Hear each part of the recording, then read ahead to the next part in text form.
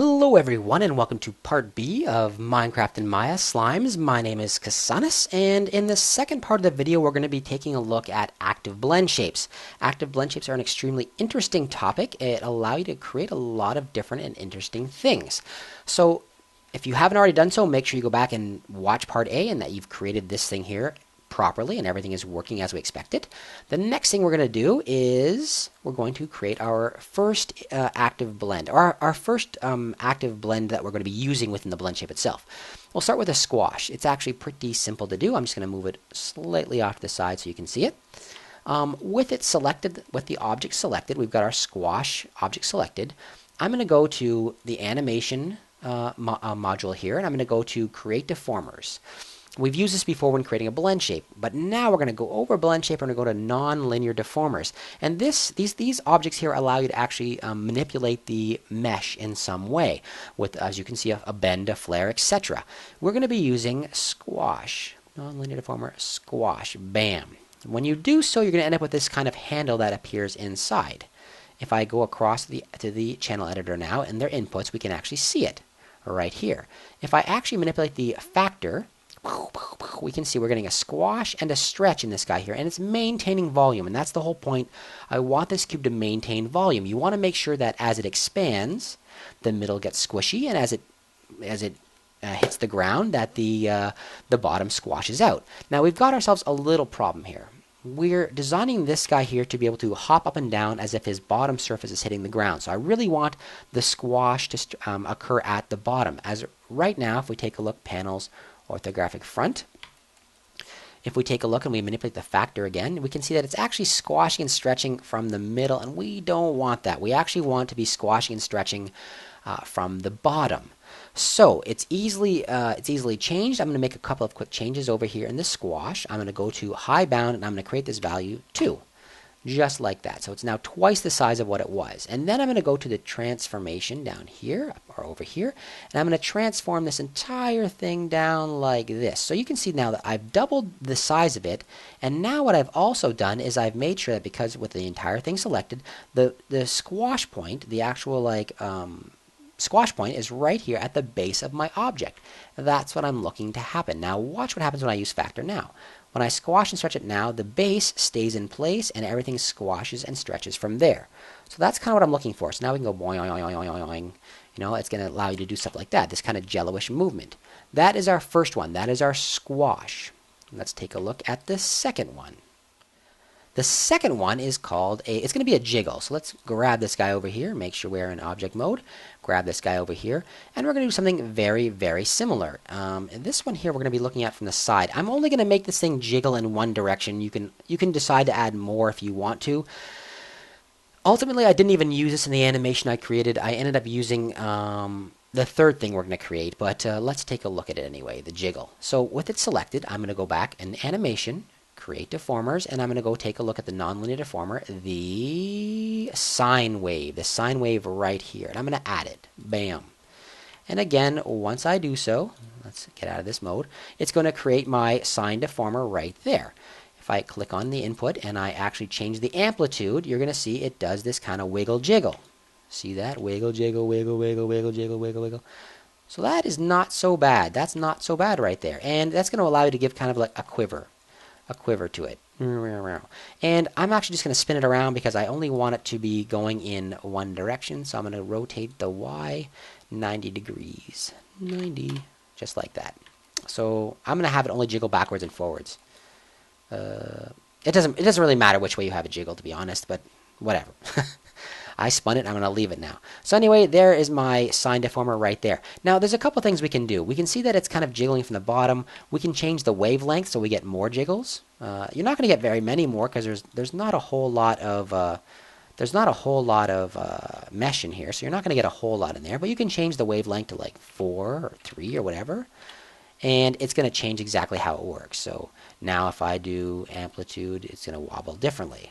If we make it lower, so from 2 we go down to, let's say, 0.5, and we play with the amplitude, it's going to give it a slightly different jiggle. So you can see that the waveform there has slightly more. There's not anywhere near enough mesh to actually be able to handle anything like this. You'd have to add additional mesh within here and make sure the entire thing is a little bit heavier to make it work as we'd like it. So for now, what if I just leave, what if I leave it at, what if I put it at 2? Sorry, put it back to 2. No, what did we have it at before? Oh, that's the amplitude. Sorry, put this back to, let's try it at 1. That's still way too much. So we're going to just leave it at 2, and we're going to change the amplitude so it's not so much. Like that. And we're going to be able to wiggle it like that. Okay, you can actually play around with this, and if you decide you only want the top to jiggle, well, you can actually change the low bound, and let's say put this at like minus 0.25. And that's just gonna make sure the bottom, see how now the bottom is no longer wiggling, and I've changed the height of that thing there. And when I do the amplitude here, that's still kind of wiggling. I don't like the way that wiggles. I don't want to do that, so I'm gonna change my wavelength. You're gonna have to start doing stuff like this. You have to start playing with it and make sure you come up with a value that's actually appropriate. Because you don't want the bottom to move.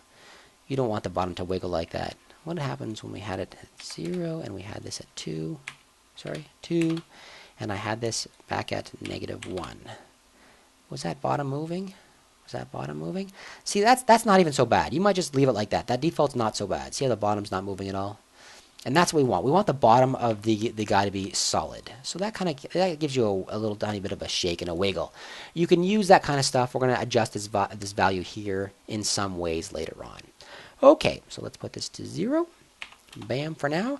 And we're going to move on to the last one. The last one is going to allow us to shift the entire structure. We want to be able to move parts of this and add a different type of wiggle. And this is the one that I use mostly for my animation. We're going to select the last guy right here. Make sure you're in object mode. Select the last guy right here, which is the mass movement. And we're going to go to edit or create deformers. And we're going to go this time to, instead we're going to go to a lattice. Now, when we wrap a lattice around, let's take a look. When we wrap a lattice around, well, first of all, we're going to change some of these values. Actually, no, I like this just the way it is, actually.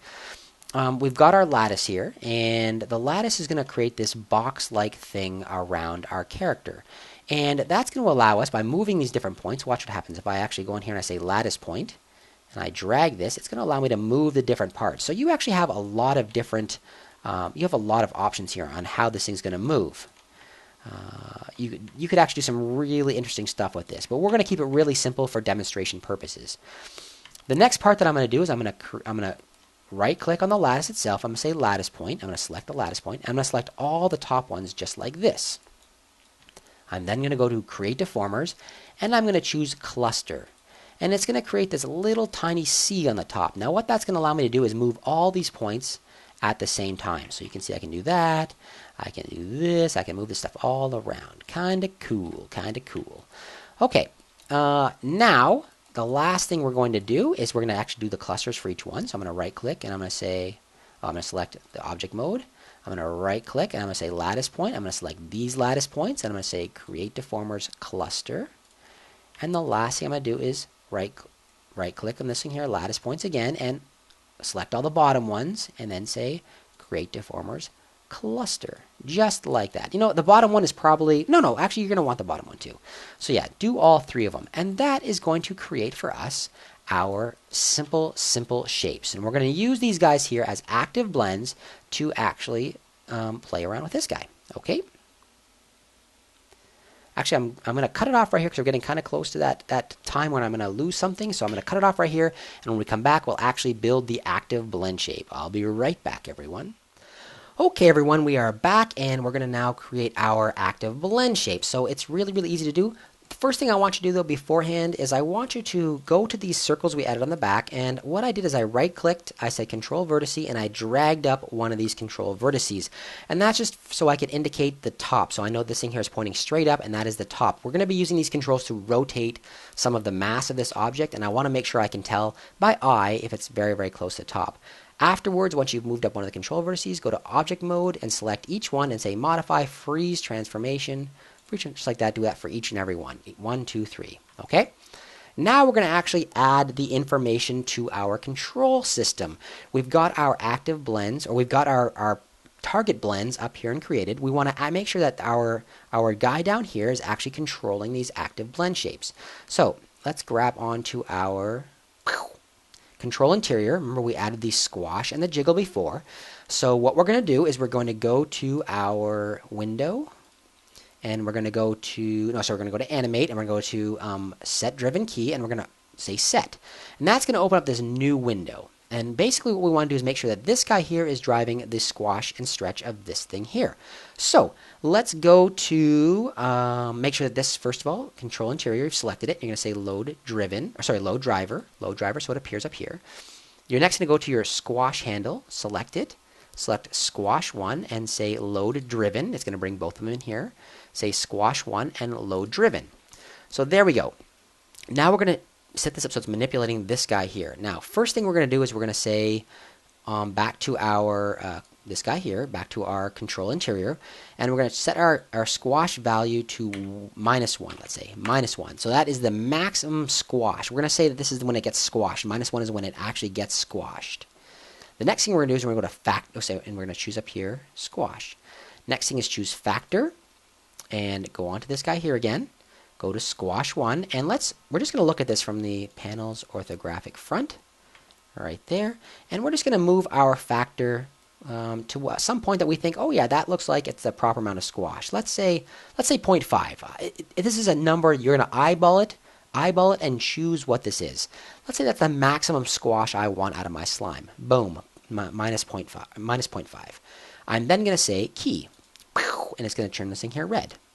The next thing I'm going to do is go back to my interior. I'm going to change this value to 1, just like that. I'm going to go back to my squash 1, and I'm going to change this, let's say, to 0.5, just like that. And afterwards, you're going to say key. Bam. And once you've done that, now whenever we manipulate this squash, let's put this back to 0. Whenever we've manipulated this squash, and I went from -0.5 to 0.5, and that way my 0 point is right in the middle, and I go back to my regular shape, so that's exactly why I chose those two numbers. You can choose any value you want. You can choose -0.6 and 0.6, whatever you want to do, choose those numbers. But now, if we take a look at this squash value, and I manipulate it, boom, boom, boom, boom, boom, boom, I'm squashing and stretching that guy. That's what we wanted, perfect. We're going to do exactly the same thing now with the jiggle. So now we're going to select off of here. We're going to go in here, and we're going to find our jiggle. Let's get in here, and we're going to try and select our jiggle. Bam, got it. We're going to select sine wave right here, and we are going to say load driven. Bam, sine wave 1, load driven. So now with this one here, with the jiggle selected here, and our amplitude selected down here, we're going to again choose our upper and lower values. So let's go to our control thing here. Let's change our jiggle to -1. And that's just going to make it go back and forth. That's all we're doing is making it go back and forth, really. So -1, and then we're going to choose our zoom in. Not that. Zoom in. Boom, that guy. Go into our sine wave, and let's choose a value of how much we want it to the amplitude to be. Let's go with, let's just go with 0.2. This doesn't matter. And again, I chose -1, so I'm going to go with -0.2, -0.2, bam. Just like that. Once I've got my value selected, jiggle, amplitude here, I'm going to say key. Bang, just like that. Now what we're going to do is we're going to go here, and we're going to select this guy again, and we're going to select our 1, so the value of 1, and then we're going to select our sine wave, and we're going to change this value to 0.2. Again, any value you want, set it, jiggle, amplitude, all good, and say key. Bang, just like that. And now if we take a look at this guy down here, sorry, this guy right here, and we do our jiggle, let's put it back to 0. It should be all aligned, so everything's perfectly back the way it was, again, because my value is -0.2 and 0.2. Make sure you go from -x to 2x. And now if I jiggle this guy, I can wiggle this back and forth. Okay, just like that. Perfect. Let's change this value to 0. The last part is the control of this guy over here. And I'm going to do one of these and then let you guys see how to do the rest. Just do the rest off camera. Okay, here's what I'm going to do. I'm going to choose this guy here. We don't need this window anymore. You can shut it down. I'm going to choose this guy here. And I want this guy to manipulate this C up here, this cluster. So what I'm going to do is I'm going to open a new window. I'm going to say Window. I'm going to say General Editor, is it? Connection Editor. Yep, under General Editors, Connection Editor. Bang, click on that. And we're going to get this new window popping up, the Connection Editor. With this selected, you're going to have loaded the left-hand side, and that's what we want. You're going to select this cluster on the top, and you're going to say Load right-hand side, just like that. Now what we're going to do is we're going to actually set it up so that whenever we move this guy here, this thing here is affected. Okay, so I'm gonna scroll through this list. There's a pretty long list here. You're gonna scroll through this list, and you're gonna find translate and rotate. So you're gonna find translate, and you're gonna select translate. And then on the left-hand side, you're gonna scroll through, and you're gonna find translate. Bam, and you're gonna select it, and it's gonna turn this whole thing yellow. That means there's now a link between those two guys. Same thing with rotate. Rotate and rotate. A link between those guys. Perfect. Now watch what happens. When I move this thing here, if I translate it around, that thing up there moves. If I rotate it, that thing there moves. That's exactly what we want. We're going to do that for all three of these other ones. So again, I'm just going to go down here. I'm going to select this guy here. I'm going to say reload left. I'm going to go in here. It's sometimes hard to select these things, so you got to go in there nice and tight. You can try and grab that C. Grab the C. I missed. Sometimes it's really hard to get this thing, to be honest. Select off of it. Select off of it. Actually, I'm going to say show. I'm going to turn off polygons so I don't see it. I'm going to try and just grab my C. Got my C. Turn my polygons back on so I can see them. Okay, and reload right. And I'm going to do exactly the same thing. Translate, translate, rotate, rotate. Okay, do that for the last one as well. And when you guys are done that, I'm going to come back in a second. I'm going to show you how to tie it all together. Okay, we are now back for the final part of this episode. I think I've said that like 4 times, but this is truly the final part. It went a lot longer than I thought it was going to, but hopefully you guys got all the information. So I went through and I set this up so that this one here now rotates, the top. You can see how it's rotating it there. Yep, this one here rotates the top. Let me put this to 0. This one here rotates the middle or translates the middle. You can either rotate or translate. You can see how it's moving it there. So that's why I use this for the jiggle, because it actually worked a lot better. And this one here rotates and moves the bottom, just like that.